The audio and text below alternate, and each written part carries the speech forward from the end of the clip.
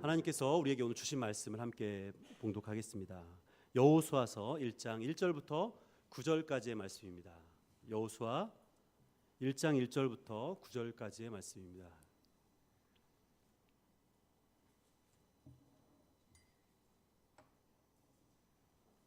여호수아서 1장 1절부터 9절까지의 말씀을 저와 여러분이 함께 교독하고 마지막 절은 함께 읽도록 하겠습니다. 여호와의 종 모세가 죽은 후에 여호와께서 모세의 수종자 눈의 아들 여호수아에게 말씀하여 이르시되 죽었으니 이제 너는 이 모든 백성과 더불어 이 요단을 건너 주는 그 땅으로 가라. 내가 모세에게 말한 바와 같이 너희 발바닥으로 밟는 곳은 모두 내가 너희에게 주었노니 곧 광야와 이 레바논에서부터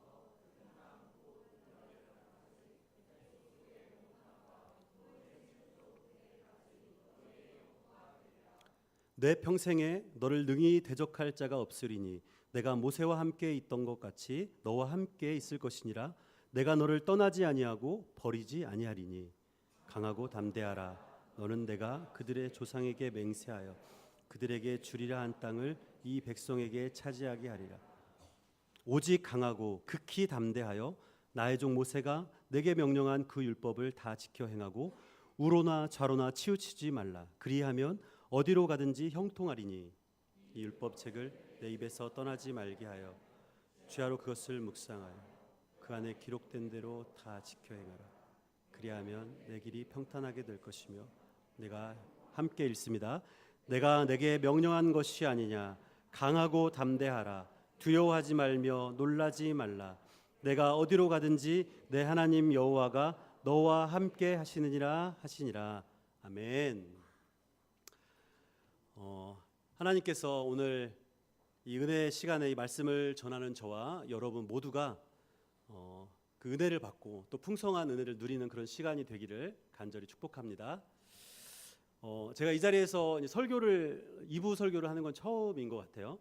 그래서 여러분을 보니까 굉장히 마음이 뜨겁고 또 굉장히 기쁜 것 같아요. 찬양하면서부터 하나님이 우리 청년들, 특별히 이 젊은 세대들에게 부어주시는 은혜가 굉장히 있다라는 생각이 들었어요. 그리고 시간이 갈수록 이제 2부 예배 인원이 또 많이 점점 늘어가면서 굉장히 은혜가 있는 예배구나라는 고백이 저절로 나오더라고요. 제가 청년 생활을 열심히 보냈어요. 청년부 때 앞에 말씀드린 것처럼 뭐 단기 선교뿐만 아니라 뭐 연애 생활도 많이 하고 또 제 아내가 여기 와 있긴 하지만 못 들은 걸로. 청년들과 함께 정말 밤을 지새가면서 이야기를 나누고 고민을 나누고 또 형제들과 함께 모여서 정말 눈물을 뿌려가면서 이 형제의 혈기를 어떻게 제어할까 이 고민을 막 책을 읽어가면서 또 경험을 나눠가면서 주먹으로 막 땅을 쳐가면서 그 고민을 나눴던 형제들은 다 이해를 하시죠. 그 젊은 시절에 주체할 수 없었던 그 열정과 또 이 패기들을 보냈던 시간이 기억이 돼요. 그런데 어느덧 제 나이가 굉장히 많이 되었어요.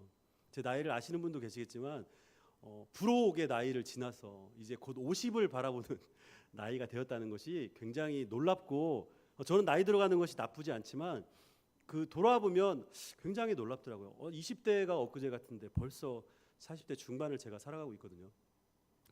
최근에 우리나라도 국내외 여러 분야에서 굉장히 급진적으로 변화되는 모습들을 우리가 뉴스를 통해서 많이 접할 수가 있어요.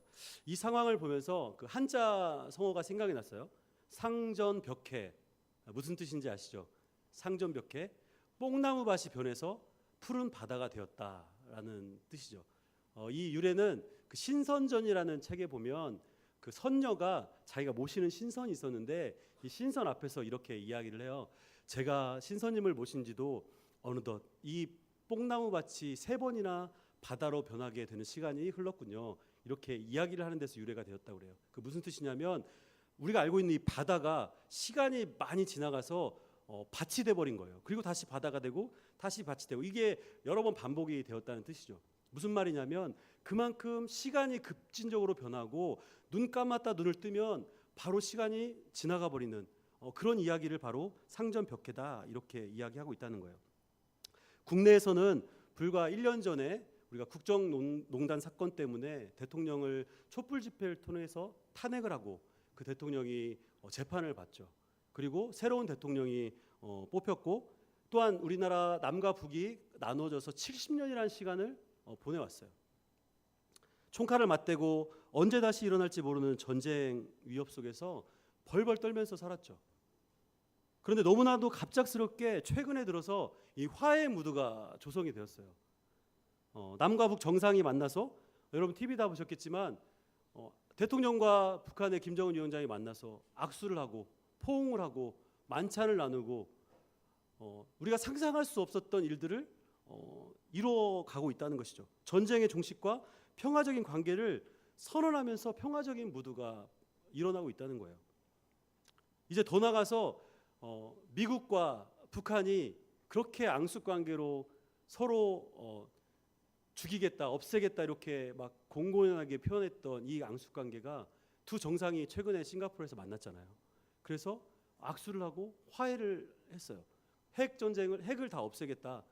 너의 나라를 나라로 인정해주겠다. 이러한 관계들에 대한 조약을 하면서 정말 상상할 수 없었던 변화가 하루아침에 일어났어요. 정말 상전벽해 아닙니까? 또 지난주에 6.13 지방선거가 있었어요. 여러분 선거 다 하셨죠? 투표 다 하셨죠? 얼마 전까지만 해도 선거라고 하면 무슨 일이 있었냐면 정말 표현할 수 없을 정도로 굉장히 좀 지저분하고 낯뜨겁고 보기 어려울 정도의 그런 일들이 우리 안에 너무나 많이 이루어졌었죠. 패권을 잡기 위해서 또 지역을 가르기 위해서 거짓 뉴스가 만무하고 지켜지지 않을 공약들을 막 사람들에게 알려주고 이야기하고 부정부패가 만연하고 이러한 게 우리나라 선거의 현실이었는데 이제 이번 선거를 통해서 보니까 사람들이 이제 더 이상 동과 서의 지역주의를 고수하지 않아요. 이제 조금 변화가 되었어요.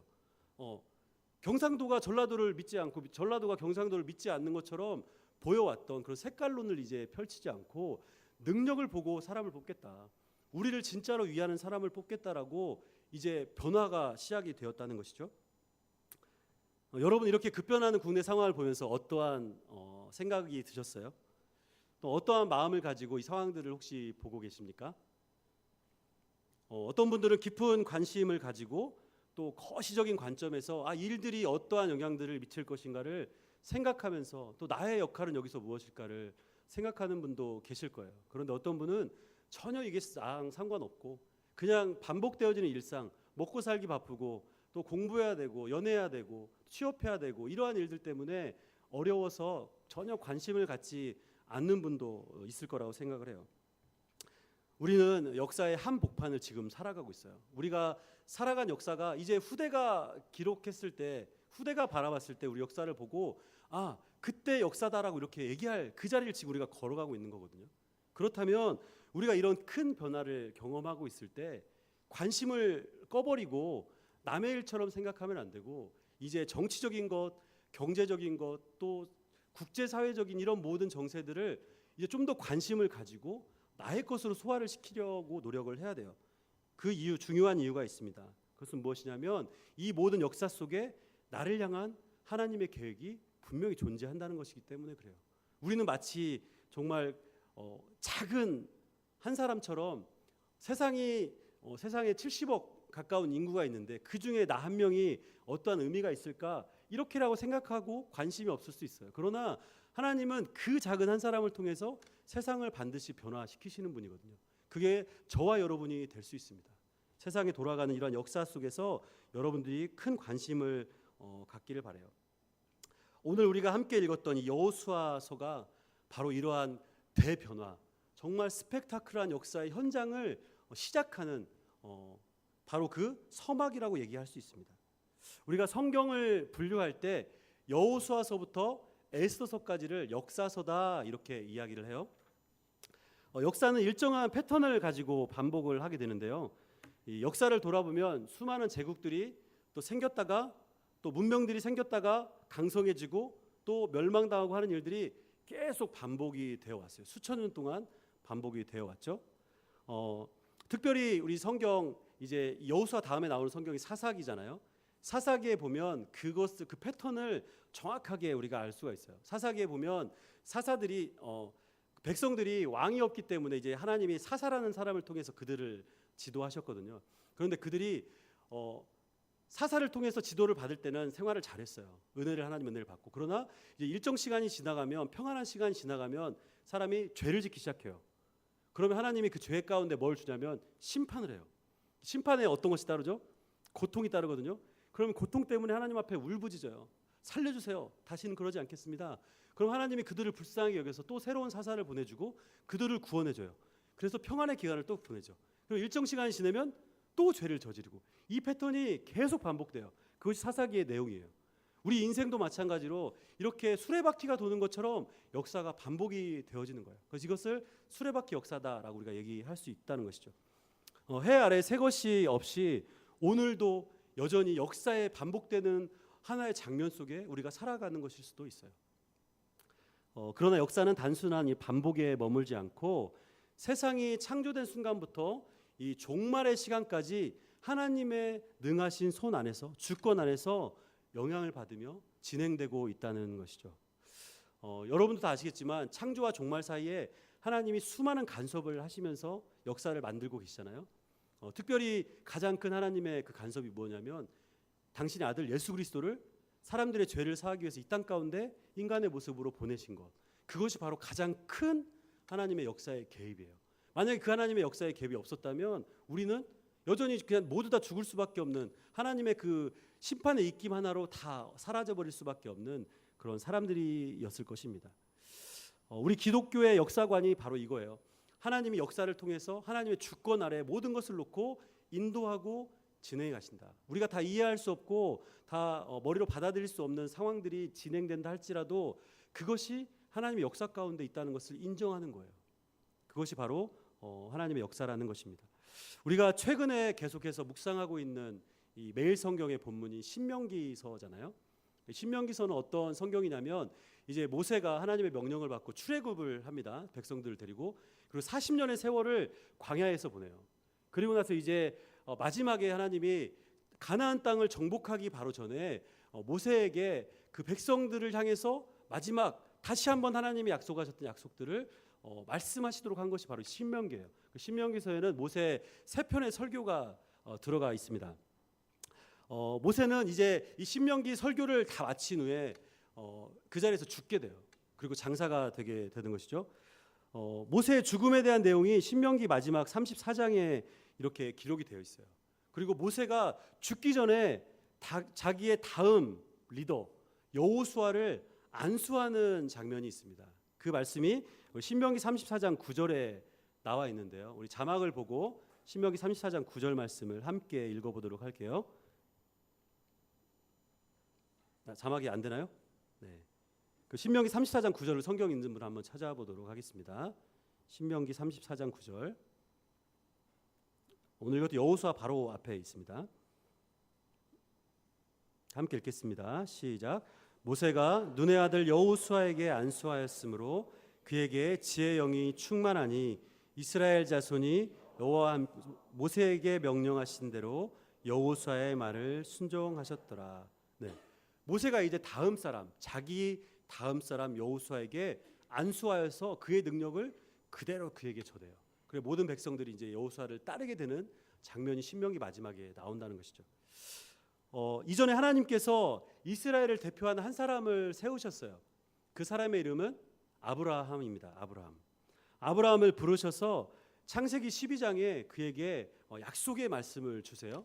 어떤 말씀이냐면 이제 내가 너를 선택해서 구원해내서 젖과 꿀이 흐르는 그 가나안 땅에 너를 들어가게 할 것이야. 그곳에서 너의 이름이 창성하게 될 것이고 너의 자손들이 모래알과 같이 하늘의 별과 같이 풍성하게 될 거야. 창대하게 될 거야. 이렇게 하나님이 그에게 약속을 하시죠. 그 약속의 말씀이 오늘 이 여호수아를 통해서 이스라엘 백성에게 실현이 돼요. 그 역사의 그 기간이 몇천 년의 시간이 흘러가거든요. 우리 이 내용에 대한 영상을 제가 지금부터 잠깐 보려고 하는데요. 이 영상의 내용은 이렇습니다. 아브라함의 시대가 약 기원전 2100년 경이에요. 그리고 세월이 흘러서 이제 가나안 땅에 여호수아가 백성들을 데리고 입성하게 되는 게 기원전 1400년 경이거든요. 그 시간 동안에 있었던 일을 짧게 요약한 영상이에요. 이 영상을 한번 보시고 제가 말씀을 계속 이어서 하도록 하겠습니다.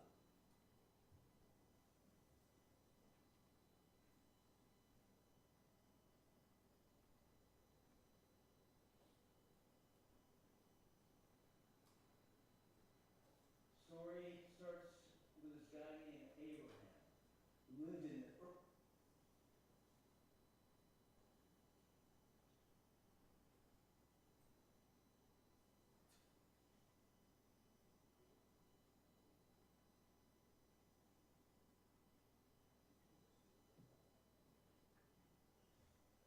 네, 영상이 안 나오나요? 네, 안 나오면 제가 설명으로 드리도록 하겠습니다. 네. 지금 제가 말씀드린 바로 네, 나와요? 네, 그럼 틀어주세요.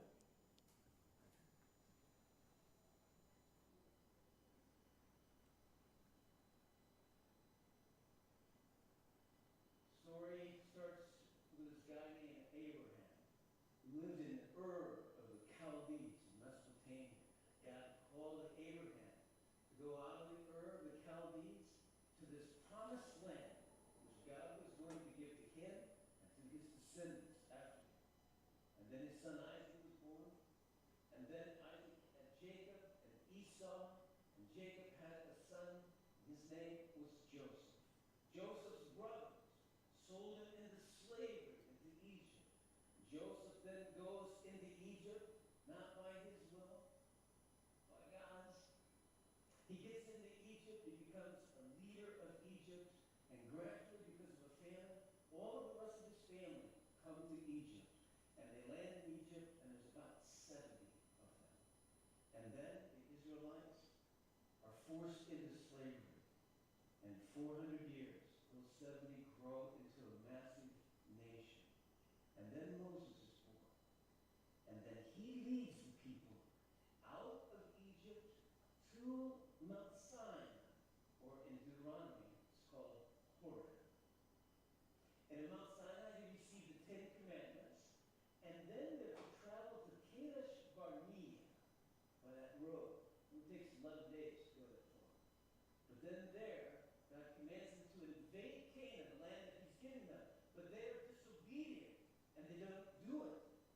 So God disciplines them, and they wander in the wilderness for 38 years. And then the next generation takes over, and they travel across the desert to the plains of Moab. And there they listen to their pastor, Moses, as he delivers 3 sermons, which is the book of Deuteronomy. Right after those 3 sermons, he dies, is buried in Beth Peor, and then the new leader, Joshua, takes the next generation across the Jordan into the promised land. 네, 우리 영상을 보신 것은 약 한 700년도의 시간을 2분 30초에 여러분이 보셨어요. 아브라함의 시대부터 이제 여호수아를 통해서 이스라엘 백성이 가나안 땅에 들어가는 그 과정, 40년의 모세의 출애굽 과정과 함께 모세가 이제 앞에서 죽고 여호수아에게 그 다음 리더십을 인계하는 과정까지의 시간을 여러분 보셨어요.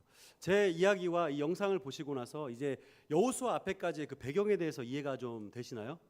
네, 여러분 뭐 똑똑하시니까 금방 이해를 하실 거라고 생각합니다. 오늘 말씀의 주인공이 이 여호수아인데요. 이 여호수아라는 사람이 어떤 사람인지 저희가 말씀을 좀 깊게 나누기 전에 먼저 살펴봤으면 좋겠어요. 이 여호수아는 이스라엘 12지파 중에서 에브라임 지파에 소속됐던 사람이에요. 그리고 그는 요셉의 직계 자손이었죠. 그리고 본명은 구원이라는 뜻의 호세아였습니다. 원래는 눈의 아들인데, 눈이라는 사람의 아들인데 이름이 호세아였어요. 그런데 그가 이제 모세에 의해서 이름이 호세아에서 여호수아로 바뀌게 되죠. 히브리어는 그 낱말의 뜻이 다 있는데 호세아는 구원이지만 여호수아는 여호와께서 구원하신다 이런 뜻이에요. 그래서 그의 이름이 바뀌게 되는 일이 있죠. 여호수아의 이름이 성경에서 처음 등장한 배경은 출애굽기 17장에 그 이름이 처음 나와요. 어떤 사건이냐면 이제 모세가 이스라엘 백성을 애굽에서 함께 나왔을 때 광야 생활을 시작하다가 이방 민족과의 전쟁을 처음으로 치르던 일이 있었어요. 그 이방 민족의 이름이 아말렉 족속입니다. 아말렉. 근데 아말렉 족속과 전쟁을 할 때 아마 다 아실 거예요. 모세가 산에 올라가서 그의 손을 높이 들고 기도를 할 때는 이스라엘이 이기고 손이 피곤해서 내려오면 이스라엘이 지고 그래서 아론과 훌을 통해서 손을 계속 받치고 있었잖아요. 그래서 이스라엘이 승리했잖아요. 그때 바로 전쟁의 지휘관이었던 사람이 바로 이 여호수아였어요. 여호수아 이름이 처음으로 17장에 출애굽기 17장에 나왔던 것이죠. 여호수아는 모세의 수종자였고 군대 장관이었지만 성경에 그렇게 자세하게 설명이 나와 있는 사람이 사실 아니에요. 그런데 성경 내용을 쭉 살펴보면 여호수아가 굉장히 중요한 이스라엘 사람이었다, 리더십이었다라는 것을 우리가 금방 또 찾을 수 있습니다. 또 여호수아 이름이 갑자기 이렇게 드러난 것 같지만 사실은 민수기 11장 28절에 보면 이런 내용이 있어요. 모세가 이제 그 광야 가운데에서 이제 모든 사람들이 다 자기들의 집을 짓고 살잖아요. 그런데 그 가운데 하나님이 임재하시는 사건이 있었어요. 70 장로들과 함께 그래서 막 예언을 하는 일이 있었어요. 그때 엘닷과 메닷이라는 그 두 사람이 그 임재하신 옆에 처소에 있다가 이 사람들도 막 예언을 하게 된 거예요. 가까이 있다 보니까 여호수아가 이것을 보고 모세에게 와서 모세님 엘닷과 메닷이 막 예언을 하고 그래요. 이걸 제가 말리러 빨리 가겠습니다. 이렇게 얘기를 하는 거죠. 근데 모세가 만민이 하나님의 예언의 영을 예언자로 부어줬다. 이렇게 얘기를 하면서 말리거든요. 그때 바로 여호수아의 이름이 거기 나오는데 어떻게 표현이 되어 있냐면 민수기 11장 28절에 택한 자 중 한 사람 곧 모세를 섬기는 눈의 아들 여호수아 이렇게 말이 되어 있어요. 그러니까 여호수아는 이미 젊은 시절부터 모세를 곁에서 수종 들고 택함을 받고 있었던 사람이었다고 우리가 알 수 있는 것이죠. 또한 여러분 잘 아시는 것처럼 이제 출애굽을 한 지 얼마 안 돼서 모세가 12명의 정탐꾼을 뽑아요. 각 지파별로 한 명씩 뽑았을 때 에브라임 지파의 대표로 이 여호수아가 뽑혔어요. 그래서 가나안 땅을 정탐하고 12명이 같이 돌아오죠. 그런데 나머지 10명은 그곳에 갈 수 없다라고 얘기하고 자기들 죽일 것이다. 그런데 여호수아와 갈렙만이 아니다. 우리가 이들을 이길 수 있습니다라고 이야기를 하면서 죽음의 이스라엘 사람들이 이들을 죽이려고 하였죠. 그때도 여전히 그 여호수아 이름이 나온다는 거예요. 하나님께서는 이런 여러 가지 사건들을 통해서 여호수아를 젊은 시절부터 모세의 후계를 이을 그때까지 계속 준비를 후계자로 시키셨더라는 것이죠. 그래서 이제 이스라엘이 가나안 땅으로 들어가고 나서 그가 리더가 될 수 있었다라는 것입니다. 하나님께서는 언제나 그 음성을 통해서 모세에게 이야기하셨어요. 직접적으로 모세야 부르시면서. 그런데 그 음성이 이제 여호수아에게도 하나님이 직접적으로 그 음성을 들려주시기 시작하셨다는 것이 바로 여호수아 오늘 1장 1절부터 9절의 말씀이라는 것이죠. 하나님께서 그 음성을 통해서 그 다음 이스라엘을 이끌어갈 차기 리더십 여호수아에게 이렇게 얘기하시는 거예요. 내가 너의 조상들에게 약속했던 것들을 끝까지 신실하게 지키겠다라고 말씀하시면서 하나님의 신실함을 여호수아에게 다시 한번 확인을 시키시고 있다는 것이죠. 여호수아 1장 2절부터 4절 말씀에 그 내용이 나오는데요. 오늘 본문입니다. 우리 함께 말씀을 보도록 하죠. 1장 2절부터 4절 말씀입니다. 시작. 내 종 모세가 죽었으니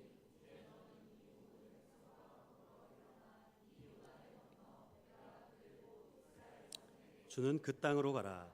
내가 모세에게 말한 바와 같이 너희 발바닥으로 밟는 곳은 모두 내가 너희에게 주었노니 곧 광야와 이 레바논에서부터 큰 강 곧 유브라데 강까지 헷 족속의 온 땅과 또 해지는 쪽 대까지 너희 영토가 되리라. 제가 앞에 설명드렸던 것처럼 하나님이 창세기 12장에서 아브라함을 불러가지고 처음 약속하셨던 것, 내가 너를 불러서 가나안 땅에 들어가게 하겠다. 적과 꿀이 흐르는 그 땅에서 너가 창대하게 될 것이다. 네 백성들이 자손들이 창대하게 될 것이라는 그 약속을 이제 여호수아를 통해서 다시 한번 이야기를 하고 계신다는 거예요. 하나님은 그 약속을 리더들에게 계속 얘기하셨어요. 아브라함의 아들이 누구였죠? 이삭. 이삭에게. 또 이삭의 아들이 누구였죠? 야곱. 야곱의 아들이 누구였죠? 요셉. 요셉에게 그 이야기를 계속 음성으로 말씀하셨어요. 그리고 하나님이 선택하신 모세를 통해서 다시 한번 그 이야기를 하셨고, 이제 두 번째 리더인 이 여호수아에게도 동일하게 오늘 여호수아 1장에 이 말씀을 하신다는 거예요. 그 말씀은 무엇이냐면, 수천 년의 시간이 지났지만 그럼에도 불구하고 내가 그 약속을 잊지 않고 너희들을 끝까지 신실하게 약속대로 인도할 것이다라는 확신을 심어주시는 거예요. 그게 바로 하나님의 신실하심이라는 것입니다. 여러분, 신실하시다는 뜻이 무엇인지 아세요? 신실하시다. 우리가 찬양 가운데도 많이 고백하잖아요. 신실하신 주님, 신실하신 하나님, 이 얘기 많이 하잖아요. 신실한 뜻은 전적으로 믿을 수 있다. 절대 변하지 않고 약속한 것을 반드시 지키신다는 뜻이 신실하다는 뜻이에요. 여러분에게 하나님은 신실하신 분이십니까? 네, 아멘이시길 바라요. 여러분도 이렇게 하나님 안에 어떤 음성을 듣고 사는 삶을 살고 계시나요? 하나님께서 여러분에게 음성을 통해서 이 여호수아에게 임하셨던 것처럼, 말씀하셨던 것처럼 그 약속을 혹시 주신 일이 있습니까? 여러분보다 먼저 여러분의 부모님들이 신앙생활을 먼저 하셨다면 아마 여러분이 태어났을 때 하나님의 음성이 여러분 부모님에게 있었을 거예요. 내가 이 아들을 통해서, 이 딸을 통해서 이러한 일을 할 것이다. 이 아들과 이 딸이 나중에 자라서 이러한 아들과 딸이 될 것이다라는 것을 분명하게 말씀하셨을 거예요. 혹시 이 자리에 여러분이 처음 믿는 그런 분이라면, 여러분이 처음 주님을 만났을 때, 아니면 그 과정을 통해서, 믿음 생활하는 과정을 통해서 하나님이 음성을 통해서 여러분에게 약속하신 것들이 반드시 있을 거예요. 저에게도 있어요. 하나님이 저를 어떻게 사용하시겠다고 하는 그 신실하신 약속이 있어요. 그걸 붙들고 제가 가는 것이죠. 하나님의 약속은 단지 우리 현실의 삶에 대한 필요를 채우고, 또 세상에서 성공해서 사람들의 부러움을 사고 돈을 많이 벌고 존경을 많이 받는 것에 그치지 않고, 여호수아를 불러서 모세의 뒤를 잇게 하시는 것처럼, 또 이스라엘을 인도하게 하신 것처럼 여러분을 통해서 하나님이 크고 놀랍고 비밀스러운 일들을 행할 것이라는 그 약속이 있다라는 것이에요. 그 일들이 여러분 가운데 약속으로 주어져 있음을 믿으시기 바랍니다. 네. 특별히 오늘 함께 예배하고 있는 청년 여러분들에게 말씀드리고 싶어요. 여러분의 삶에 고민이 굉장히 많으시죠. 제가 설교를 시작하면서 그러한 고민에 대한 이야기를 웃는 듯 지나갔지만, 사실 지금 여러분 시절에 가지고 있는 이 고민들은 어느 누구의 고민과 비교할 수 없을 정도로 크고 고통스러운 아마 고민일 거예요. 지금 여러분이 하고 있는 그 고민이 어떤 학업과 취업에 대한 고민일 수도 있고, 또 연애와 결혼에 대한 고민일 수도 있고, 또 직장과 사업에 대한 그런 고민일 수도 있어요. 어떻게 하면 성공할 것인가, 잘 살 것인가라는 고민이 될 수도 있어요. 물론 하나님은 이러한 여러분의 고민 가운데 이미 넘치도록 다 부어주시고 해답을 주실 수 있는 능력의 하나님이신 것이 맞아요. 그러나 오늘날과 같이 하나님을 두려워하지 않고 경외하지 않고, 또 도리어 하나님의 자리에 자신을 놓고 그보다 하나님보다 높아지려고 하는 사람들이 가득 차 있는 이 세상 가운데서 여러분을 부르신 그 하나님의 뜻이 무엇인가를 고민해 봐야 된다는 거예요. 여러분이 음성으로 하나님께 그런 이야기를 분명히 들었었을 거예요. 그 음성이라는 것은 직접적으로 누구야 이렇게 부르시는 하나님의 음성일 수도 있지만, 하나님이 성경의 이 말씀을 통해서, 아니면 우리가 고백하는 찬양의 가사를 통해서, 아니면 주변의 사람들의 권면을 통해서, 때로는 길을 걷다가 불어오는 바람과 우리가 바라보는 자연의 만물들을 통해서 하나님이 여러분을 부르신 목적을, 여러분이 세상에 존재해야 되는 이유를 이야기하실 거라는 거예요. 그것이 바로 하나님의 음성이라는 것이죠. 여러분의 인생을 한번 돌아보셨으면 좋겠어요. 물론 젊은 분도 있으실 것이고 좀 나이 드신 분도 계시지만, 그 인생을 돌아보면 하나님이 여호수아를 마치 젊은 시절에 훈련시키셔서 리더로 세우신 것처럼 저와 여러분을 그 과정 가운데 훈련시키시고 준비시키셔서 지금 이 자리에 있게끔 하셨다는 것을 여러분이 인정하실 거예요. 그러나 이것이 결국 지금 이 자리가 결과의 자리가 결코 아니에요. 이 자리 역시 하나님이 최종적으로 우리를 쓰시고자 하는 과정의 자리일 뿐이라는 것이죠. 그래서 여러분이 당면하고 있는 고통과, 때로는 그 현실이 너무 고통스럽고 피하고 싶고, 때로는 정말 죽고 싶어서 정말 눈물을 흘리고 고통스러워할 때도 분명히 있을 거라는 거예요. 하나님께서는 반드시 여러분의 인생을 그 가운데서도 정말 단련하셔서 훈련시키셔서 정금과 같이 나오게 하실 거예요. 그리고 여러분을 하나님이 가장 아름다운 걸로 빚으셔서 하나님의 정확한 타이밍에 여러분을 쓰실 거예요.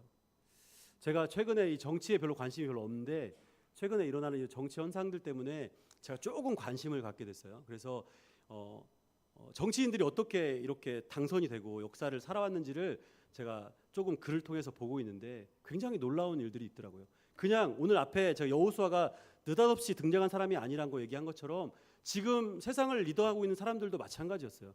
그들도 느닷없이 이름이 등장한 사람이 결코 아니더라고요. 문재인 대통령도 그냥 우리가 선거를 통해서 그냥 대통령으로 뽑힌 사람이 아니더라고요. 과거에서부터 어떻게 살아왔는지 그 역사를 제가 잠깐 보니까 굉장히 놀라운 일들이 많더라고요. 하나님이 그렇게 여러분과 저를 사용하실 거라는 거예요. 하나님께서는 우리 오늘 여호수아에게 말씀하셨던 것처럼 그 신실하심을 통해서 그의 인생을 확인시키셨고 또 모세를 옆에서 보좌하고 그 일들을 감당하는 자기 역할을 감당하는 걸 통해서 그를 온전한 리더로 세우셨다는 것이죠. 오늘 1장 5절 말씀에 이런 말씀이 나와 있어요. 우리 여러분과 함께 1장 5절 말씀을 읽도록 하겠습니다. 1장 5절입니다. 시작. 내 평생에 너를 대적할 자가 없으리니 내가 모세와 함께 있었던 것 같이 너와 함께 있을 것임이라. 내가 너를 떠나지 아니하며 버리지 아니하리라. 여호수아가 하나님께 음성을 들었잖아요. 음성을 들었으면 어떤 반응이 있어야 되면 그래 내가 이제 하나님의 음성도 들었겠다. 이제 그 음성만 믿고 끝까지 나가면 될 거야. 이런 마음을 갖는 게 사실은 당연한 거예요. 그러나 여호수아도 그렇게 생각했을 거예요. 그러나 현실을 돌아보면 어떻습니까? 이제 자기가 의지하고 믿었던 모세는 이미 하나님의 나라로 갔고 이제 여호수아는 모세처럼 제사장도 아니었고 또 선지자도 아니었기 때문에 하나님이 과연 그에게 말씀하실까 여전히 두려움이 있었을 것이고 또 이스라엘 백성들이 지금 여러분이 저를 쳐다보는 것처럼 여호수아만을 바라보고 있었을 거예요. 어떻게 이 사람이 우리를 이끌어서 이 가나안 그 험한 땅에 우리를 정착시킬 것인가 얼마나 부담스럽고 어려운 마음을 가지고 있었겠습니까? 그때 하나님이 여호수아에게 이렇게 말씀 가운데 하시는 거예요. 여호수아야 너의 평생 동안에 그 어떤 사람들도 너를 상대해서 이길 사람이 없을 거야. 내가 평생 봐왔던 것처럼 모세와 함께했던 내가 너와 평생을 함께하겠다. 내가 절대로 너를 떠나거나 너를 버리지 않을 거야. 하나님이 여호수아의 그 마음을 아셨기 때문에 그를 먼저 붙드셨어요. 그의 마음이 흔들리지 않도록 그를 붙드셨다는 것이죠.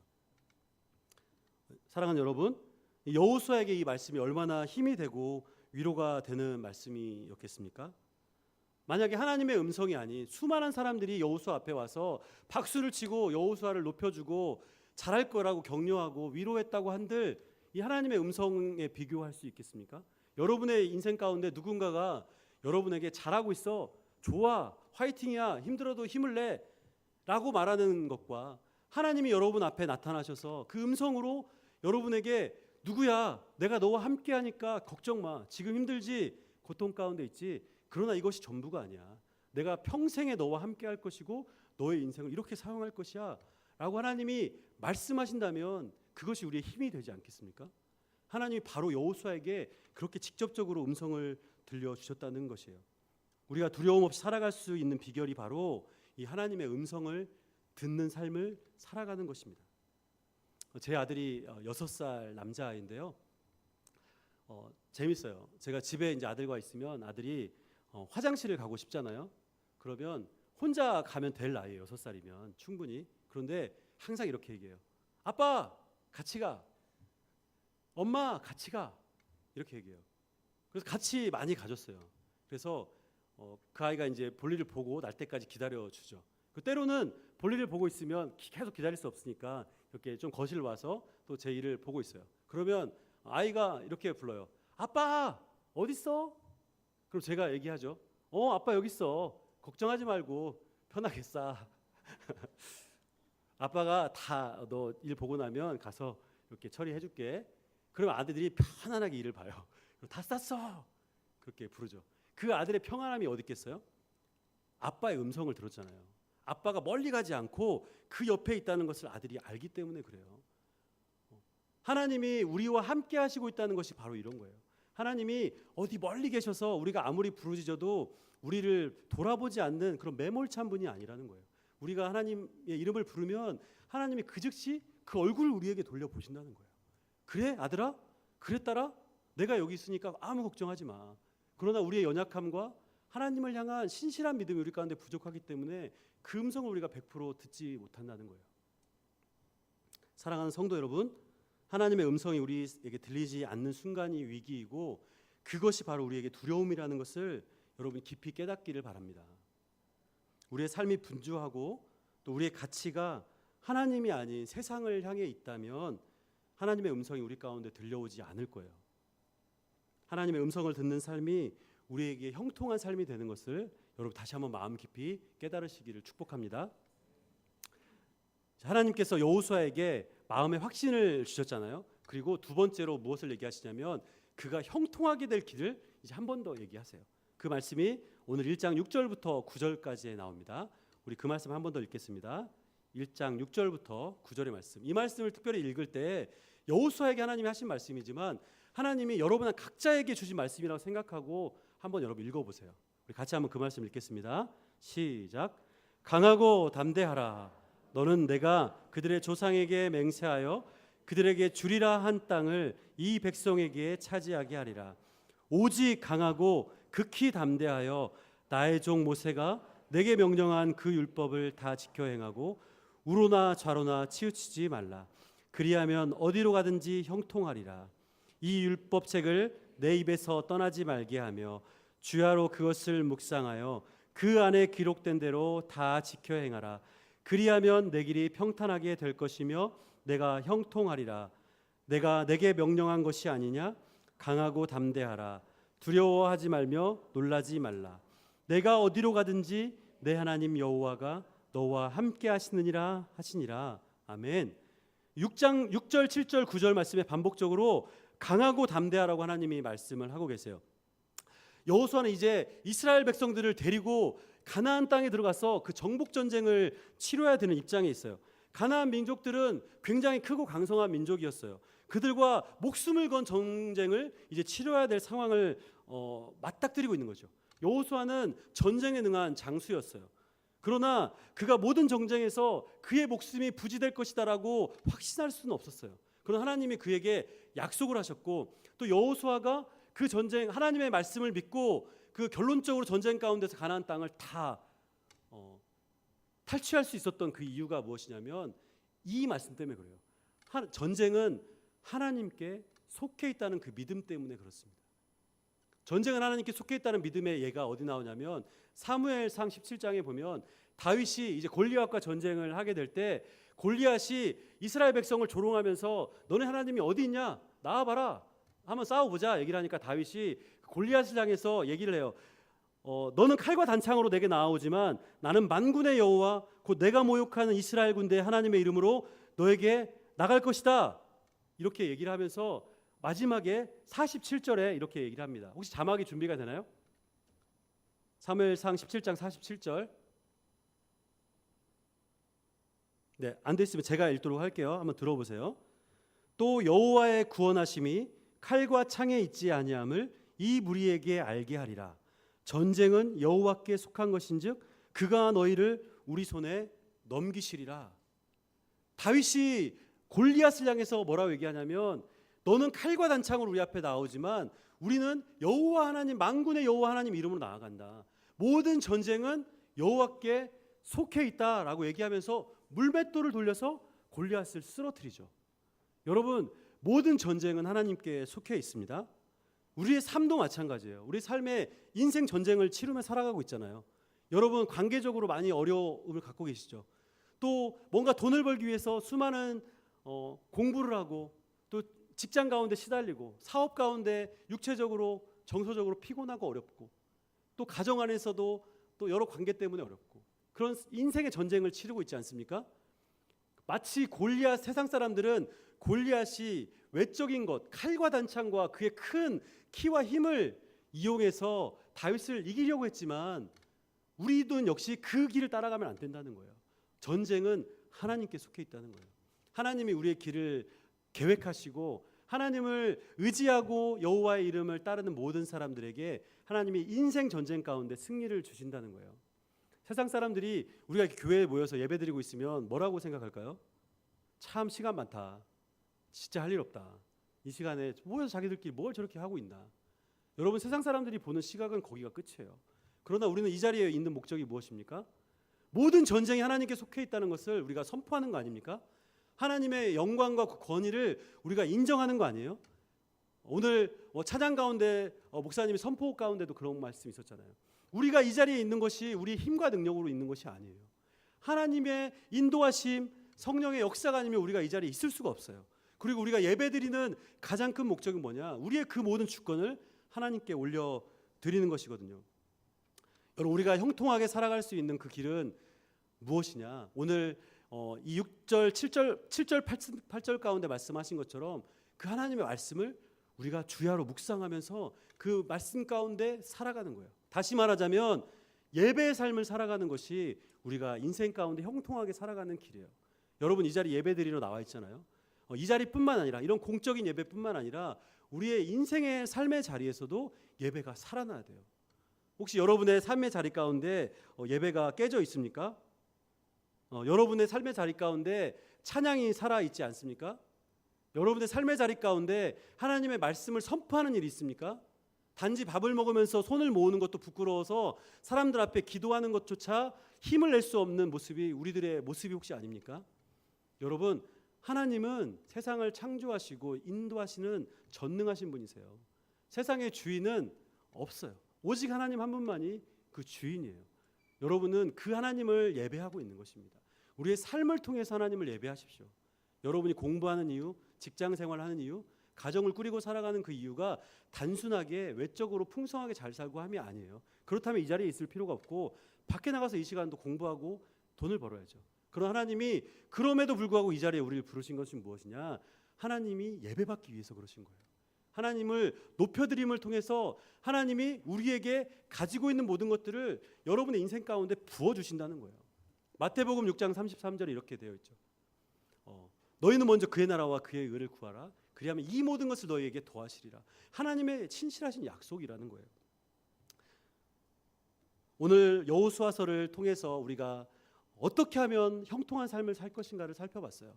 여호수아의 부족하고 연약한 것들이 문제가 되지 않았고 하나님은 그를 신실하게 훈련시키셔서 리더의 자리로 세우셨고 약속을 지키셨어요. 그리고 그에게 힘과 능력이 되시고 그를 인도하실 거예요. 평생토록. 그 하나님이 오늘도 여전히 우리와 함께 하신다는 것을 우리가 믿음으로 선포했습니다. 여러분, 이제 예배를 끝나고 여러분 삶의 현장 가운데 또다시 나가게 될 거예요. 아마 여러분 가운데는 어떠한 큰 문제 때문에 두려워하고 고통스러운 마음으로 나가는 분도 있을 거예요. 그러나 여러분, 하나님 앞에 선포하기를 바라요. 그 하나님이 여호수아와 모세에게 함께 하셨던 하나님이 오늘날 나에게도 함께 하신다. 누구누구야? 강하고 담대해라. 극히 강하고 극히 담대해라. 내가 너와 함께 할 것이다. 이 음성이 오늘 저와 여러분에게 들려지길 원해요. 그래서 우리가 삶을 살아갈 때에 좌절하지 않고 넘어져서 쓰러져 있지 않고 7.8기의 힘으로 다시 한번 일어나서 하나님을 향해서 우리 인생을 향해서 또 사용받기를 원하면서 그렇게 힘차게 살아가시기를 주님의 이름으로 간절히 축복합니다. 함께 기도하겠습니다.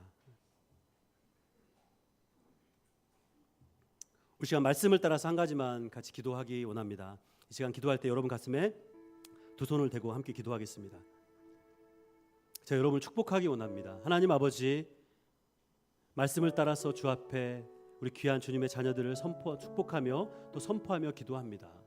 하나님, 아무것도 아닌 것 같은 모세와 여호수아를 부르셔서 이스라엘 백성을 인도하게 하셨고 그들에게 놀라운 기적을 보이셨던 그 하나님께서 지금 이 순간 이 자리에서 우리와 함께 하시는 그 아버지심을 고백합니다. 하나님, 이 시간 간절한 마음으로 하나님을 찾고 하나님을 예배한 주님의 모든 자녀들 가운데 하나님 놀라운 음성이 들려진 역사가 있게 하여 주옵소서. 사랑한다 내 딸아, 사랑한다 내 아들아, 내가 너의 모든 삶을 알고 있단다. 내가 너를 통해서 놀랍고 큰 일을 할 것이야. 지금 너가 당하고 있는 이 어려움과 이 난관은 비록 너에게 크게 느껴지겠지만 너의 인생 가운데 결코 크지 않은 부분이란다. 이것을 통해서 내가 너를 강하게 할 것이고 너를 담대하게 할 것이란다. 나 여호와가 너와 함께 할 것이다. 이 말씀이 우리 가운데 믿음으로 굳게 선포되는 귀한 시간이 되게 하여 주시고 인생 되게 하여 주옵소서. 같이 한번 하나님의 음성을 사모하며 이 말씀을 믿음으로 선포하며 우리 함께 기도하며 나가겠습니다. 하나님 아버지,